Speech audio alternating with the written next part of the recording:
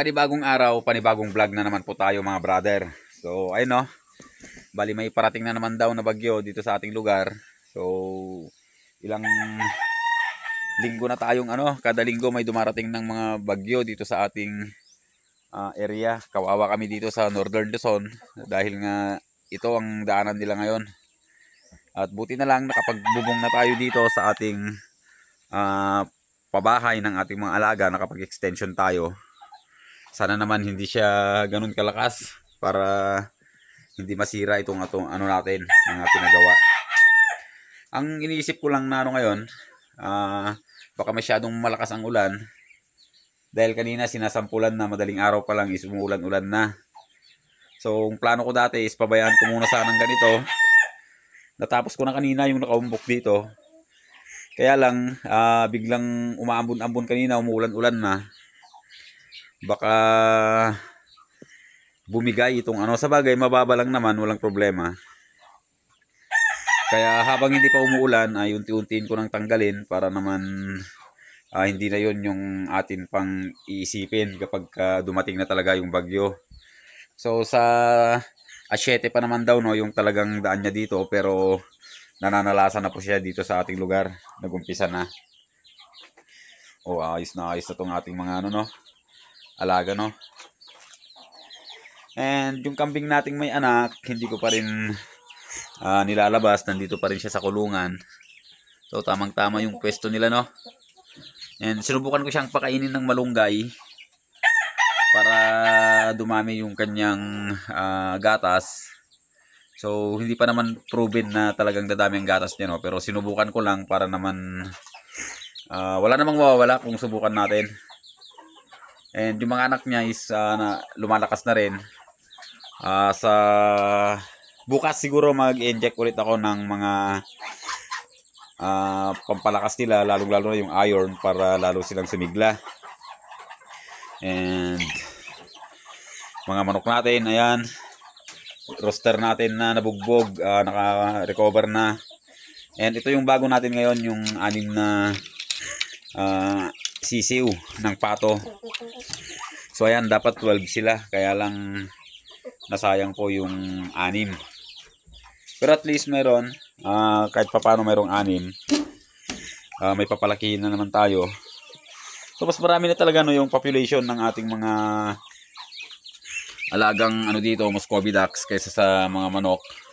Pero mahabol yung manok, meron na naman po tayong nangingitlog, nagumpisa na naman mangitlog. Tumilawak pa yung panabong natin. Isa rin po sa problema natin to yung panabong natin. Tagal-tagal na nilang magkakasama dito pero wala pa rin pong nangingitlog sa kanila. So hindi pa talaga siguro ready yung ating mga inahin dahil hindi naman talaga breeding season ngayon. So kasi kung talagang ready na sila yung mga natin, mga inahin, kahit wala namang rooster, mangingitlog sila. Kaya lang ang diferensya lang, pag walang rooster, syempre walang similya. Walang similya and ayun, basta mangingitlog lang siya pag talagang ready na sila. So ito yung batch na magaganda nating alaga Ang lalaki. So itong dalawa, rooster siguro to.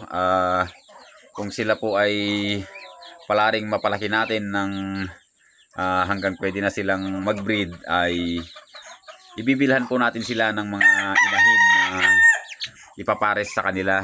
Yung pure native po talaga para ipasawa sa kanila. So itong mga Brahma natin is ikukulong ko na rin po sa susunod.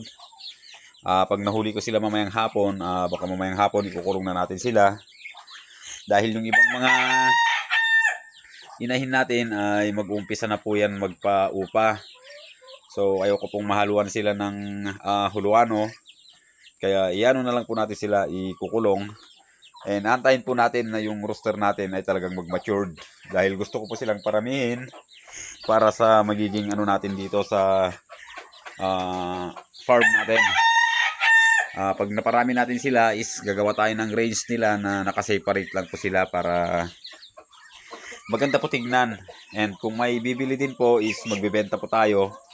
Pero ang inuuna ko na po is hindi po sila pure na Brahma.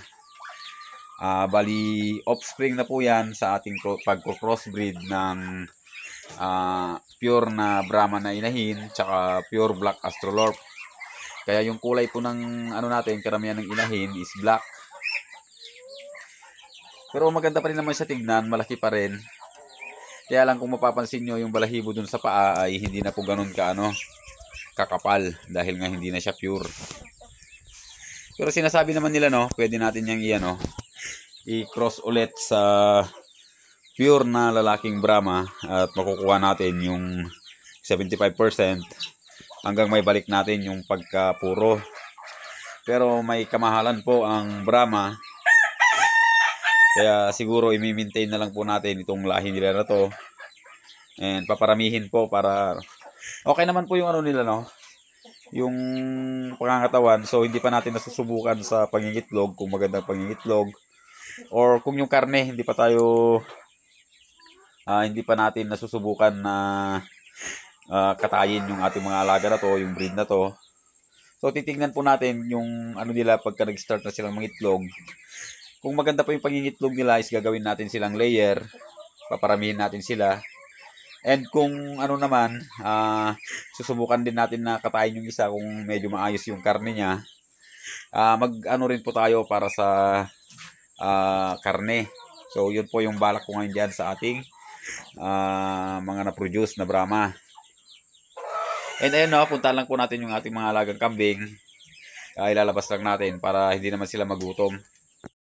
So ayun mga brother dahil nga sa may bagyo na naman na parating, dito ko na lang sa malapit tinali itong ating mga alagang kambing. So dito lang po yung kanilang pabahay para in case na biglang umulan ay malapit lang po nating papakawalan sila para makabalik sa kanilang bahay. So actually itong isa sana is dadalhin na natin dun sa ating bagong area kasama yung anak. Kaya lang mas naunang lumabas yung anak baka mag-iyak-iyak diyan pagka hindi niya makita yung ating or yung kanyang ina. And lagi na lang pong may bagyo dito sa ating lugar, so hindi na po tayo nakaka-recover. At buti na lang yung pabahay ng ating mga alaga doon ay nabubungan na.